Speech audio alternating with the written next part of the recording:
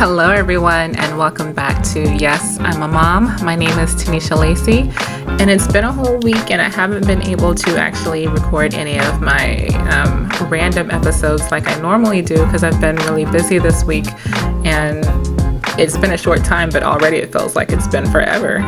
So it feels good to be doing another episode right now. So as usual, before I get started, I just want to go ahead and remind you to go ahead and follow, subscribe, like, comment, share, all that stuff, depending upon whatever platform that you're following in on. If you're on YouTube, go ahead and click that bell notification so that you can be notified anytime I upload a new episode. So today I just want to go ahead and talk about career mom guilt and spoiled kids. We'll get to that. So starting off, I just want to talk about career mom guilt, which to me is just exactly what it sounds like. The guilt that you have as a mom who has a full-time career or even a part-time career, but feel that guilt of hustling for your family, but at the same time, the time that you're taking away from the family to do so, you kind of have feelings about. And that's something that I deal with, and I can see other people deal with it too. So first off, I want to talk about just the difference with doing it as a single parent and even as a parent who does have a partner. It's hard either way. I'm not going to dispute that. In my mind, I would like to say that it's easier if you have a partner, but depending upon that partner, that may not be true. Now, one thing that's given is even with those who do have a partner, it's not uncommon also for the ladies listening, for women to still take on the bulk of the responsibilities around the household, even though both people may have a full-time career. I know that's not everyone's situation, but it does tend to be the more common of the situations. So I know for me, I'm single right now, so I'm feeling that entire load, and it's hard, it's hard out there to do, even with trying to maintain a certain level of, organization and self-care and, focusing time specifically for family. Even with doing all of those things, it can still be hard to juggle. And I know a lot of women out there who are doing it, and I see how hard they work, and I see, those who are doing overtime at their jobs or companies, and they're doing 12 to 14 hour shifts. And yeah, they're raking in dough for the family, absolutely. But at the same time, that's a long time, even outside of school hours for the kids to just be away from them. And that oftentimes can result in that little bit of guilt. So for me, myself, I know, for one, I'm lucky enough to be home with my daughter the vast majority of the time. And though I have spoken about how hard that is, and it is, I'm lucky that I still get to be around her. But at the same time, just being in the house with someone is not still considered quality time. So I'm physically present, but I'm not always mentally present. And that's something that a lot of people have to understand, that there's a difference with. You can be in the same room with someone, but you're not paying them any attention. That's not quality time. So specifically dealing with the kids, there have been times where my daughter was trying to get my attention, and I'm trying to, get this email together or write down details to be able to make an important business call or whatnot. And I'm kind of like, just a second. Okay, baby, just a minute. I'll be right there. You're kind of brushing them off or whatnot. And when you have a lot to do throughout the day, and it's only you two at home at the time, that can mean a lot of brushing off. So I do feel that, guilt behind actually paying attention. And so because of this, I do make sure that I take time, little breaks throughout the day, to intentionally engage with her. So whether we're sitting down and we're eating something, or I'm taking that time to do block time, we're playing with our blocks, or singing certain songs, or just, watching a show with her. I do try to factor those things into my day, but at the same time, as a business person, you have to get certain things done. Like, you will lose business, you will lose clients, things will fall through.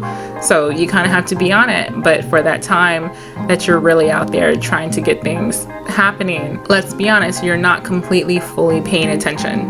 to your kid. And if you're working outside of the household, then your kid's not seeing you at all. And that's a whole nother thing, you know. And I've mentioned before in a previous episode about like even the whole thing with childcare. You know, if you have someone who you trust to watch your child, then that's great, that's awesome. And you know, if you have a daycare, that's amazing, then you're really lucky. And I'm not trying to downplay childcare or daycare or anything like that. Me myself, there's so much going on in the world, I'm not gonna lie, I'm a little paranoid.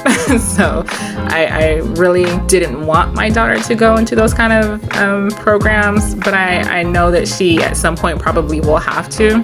But so far I've been lucky enough to be able to have family, specifically my mother, to help watch her when I absolutely need to focus and, you know, or go out on appointments and things like that. So it can work. And then for some people, you know, when you hit it big, you're able to afford a nanny. We haven't hit it that big yet, so we're not there yet. But at least with a nanny, that's someone who could, depending upon your career, you know, kind of follow you around, and your child can still be near, or your children can still be near, but occupied, you know. But regardless of whatever it is that you're into, especially if you are trying to build or start a business or move up the ladder within the company that you're already in, if you're changing career fields, all these different things can be hard, juggling, you know, with your child, and really making sure that you're still getting them that time that they need, because at the end of the day, as a mom, we are nurturers. And a long time ago, that was the primary thing that we did as women.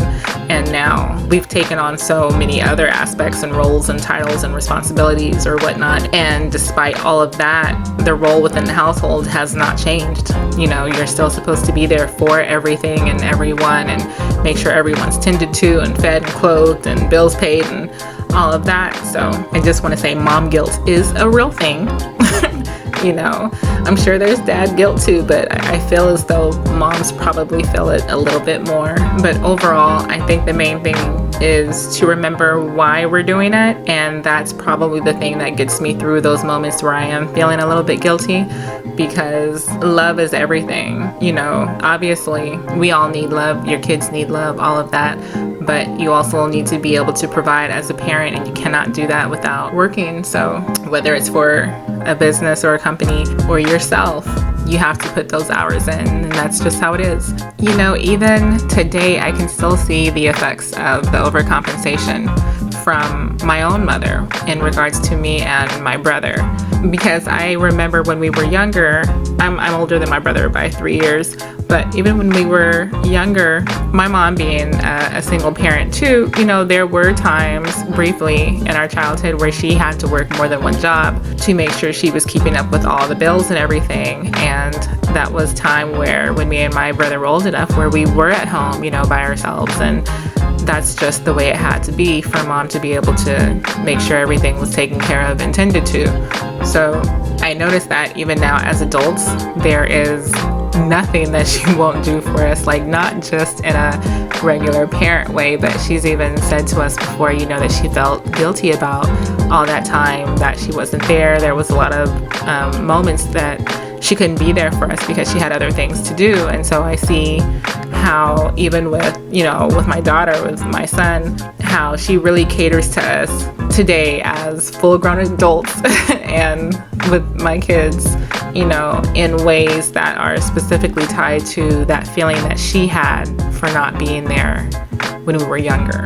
So it's a real thing, you know. So just remember that I'm doing it, we're doing it, you're doing it, you know, all for the benefit of the family.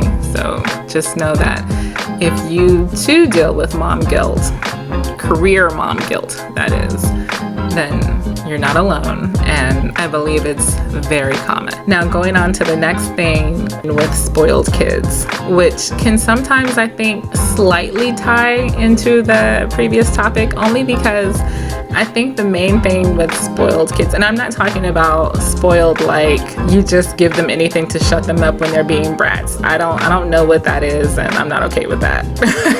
That's not the tactic, and that's not going to groom emotionally or mentally stable or responsible people who will be accountable for their actions, that is.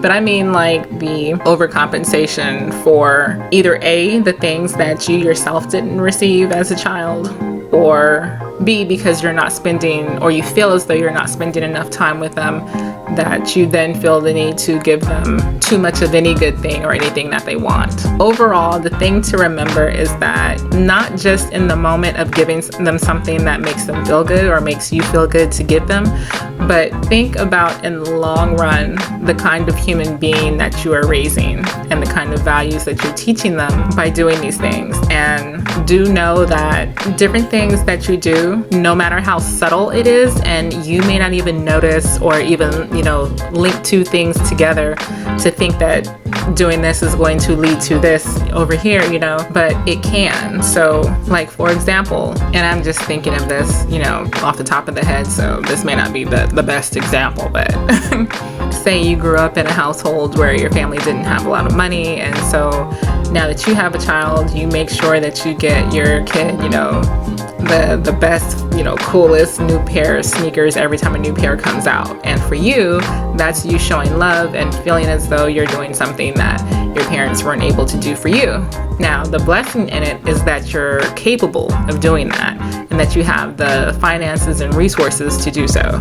But sometimes what things like that can also do is develop a sense of entitlement for your child, in that they feel they always need to have the newest or the best of, that thing or any other thing. And there could be a problem if one time you decide that either A, you can't do it, or B, that you're not going to do it, based upon whatever their behavior has been or anything like that. And like I said, this may not be the best example, but you get the idea.